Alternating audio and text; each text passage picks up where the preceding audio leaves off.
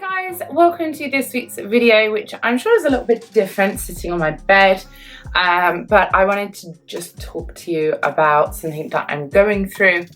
So during lockdown in May, I broke up with my boyfriend of almost 3 years, and it's been a really difficult scenario.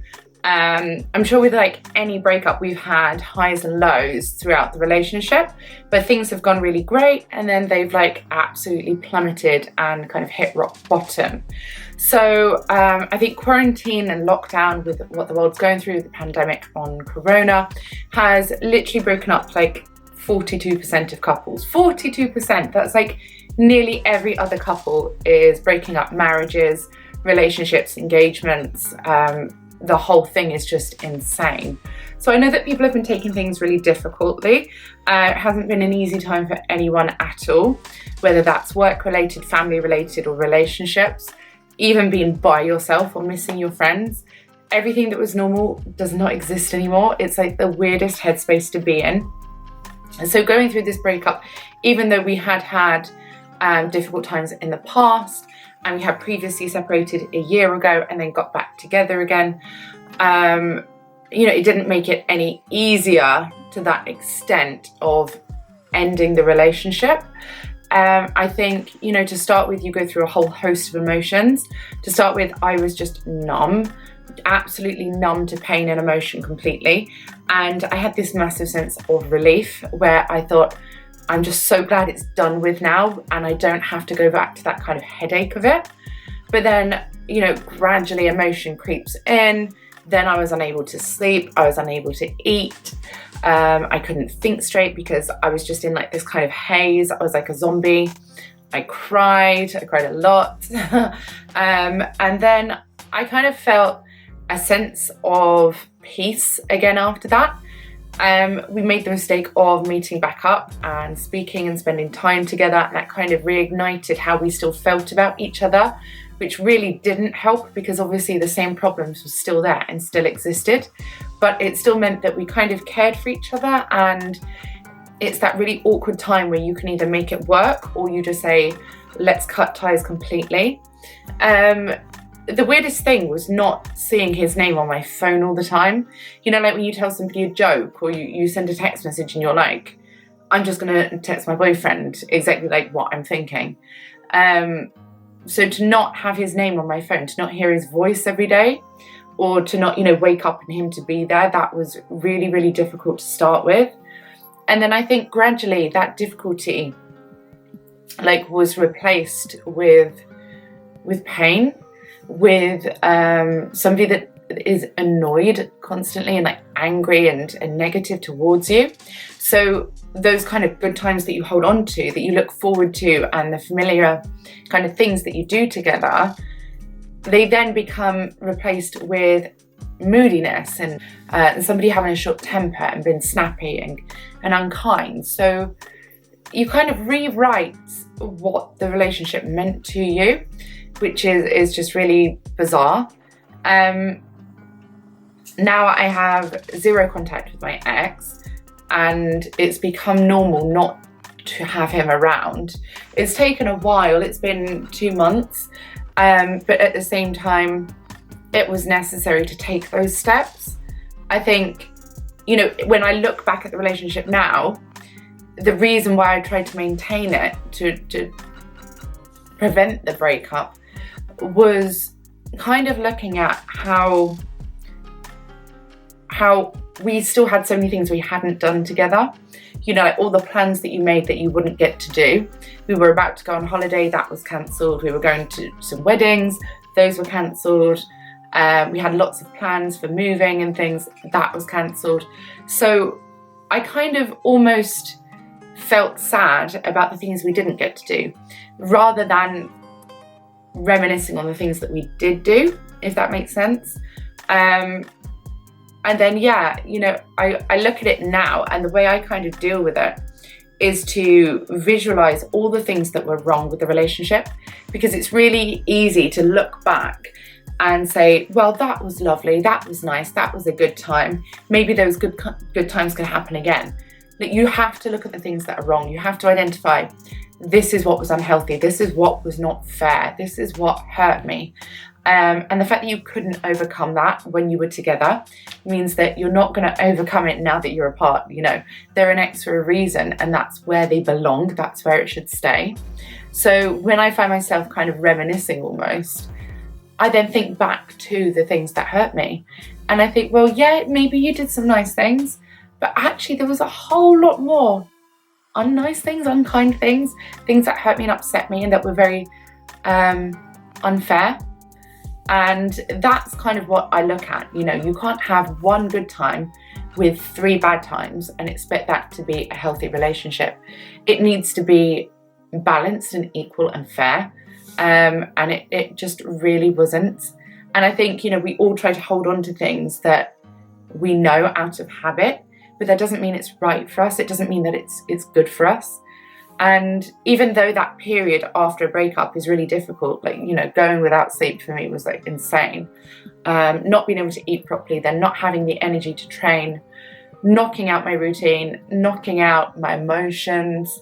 You know, now I feel like I've kind of floated back up to the surface. Whilst I'm not swimming yet, I'm not drowning anymore, which is good. And I think each day that passes, you know, you readjust and that becomes your new normal. You know, I'm sure a load of people have been going through heartache right now. Like literally everybody is arguing, everybody's breaking up, and the future is not what we thought it would be. You know, all of the expectations that we had have literally been crushed and scattered in front of us. So it's really uncertain times. But at the same time, the best times of our life come from change.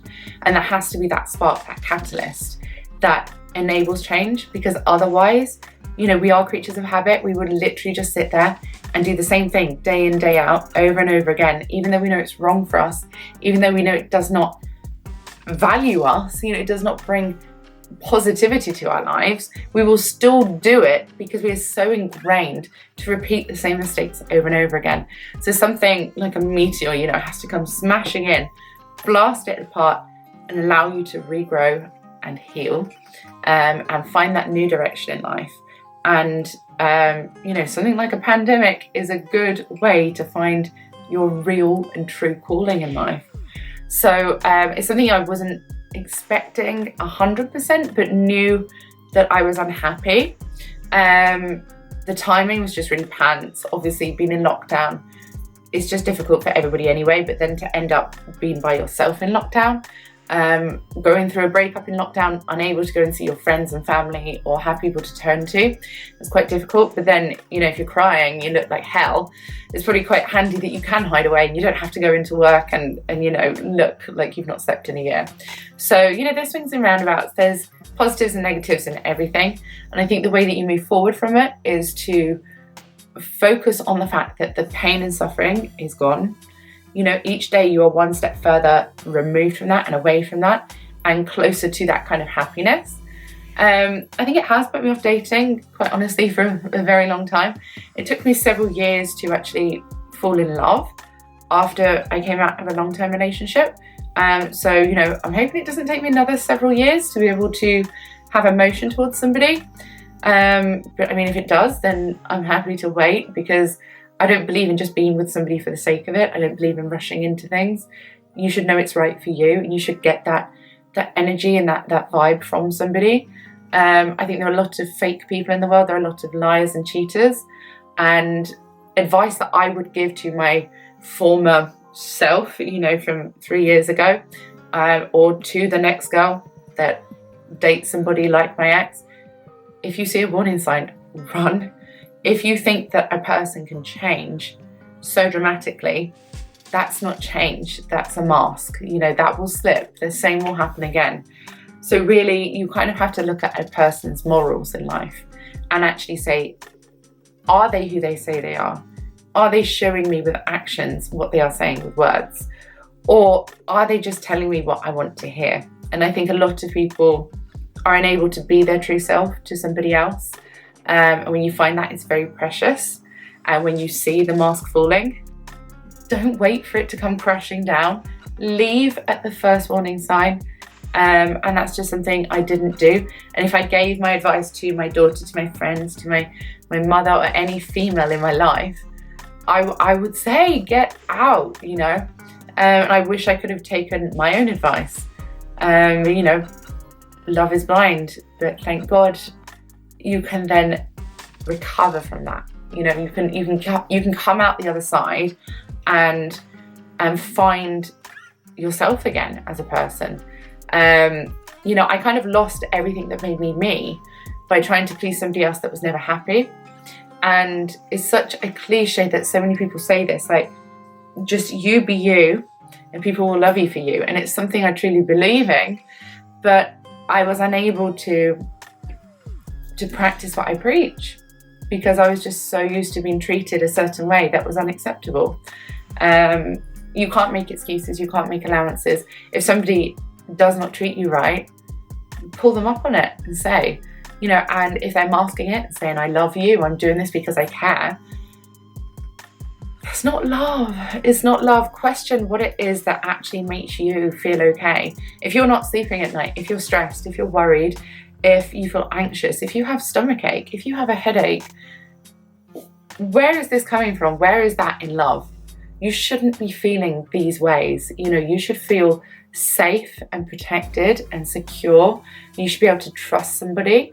You shouldn't always have this kind of seed of doubt, because 9 times out of 10, if you have that seed of doubt, it's because there is wrong in that relationship, and it's just your intuition picking up on that. So yeah, I will probably talk more about this. Maybe I won't, who knows, but I just wanted to be honest and open about what I'm presently going through, and hope that you guys understand. I mean, if you do, that's great. If you have any advice for me, send it my way.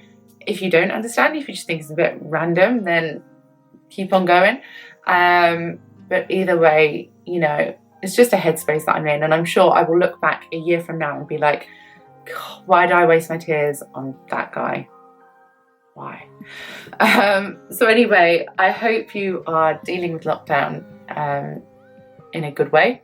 You know, I was previously doing all right, and then a breakup kind of smashes it to pieces, but I'm picking that up, and I've got my super glue out and I'm ready to go. The world is coming out of lockdown gradually, phase 1. When will phase 2 happen? Probably in a few months, if I'm completely honest. And then we will back to square one again.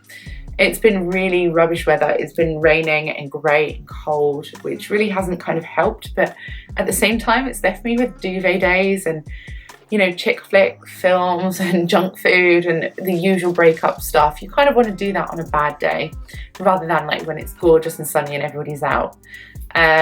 So yeah, I mean, everything happens for a reason, and you might not know the reason whilst it's happening, but you can know that ultimately it's all for the greater good. So have faith, stay strong, and know that the universe is moving you to where you are supposed to be. I have like a fly in here. So until next time, guys, take care, stay strong, be kind to each other, and know your worth. Until next time, I'll see you all soon. If you found this video helpful, please leave a like, subscribe to my channel, write me a comment, and keep watching for more.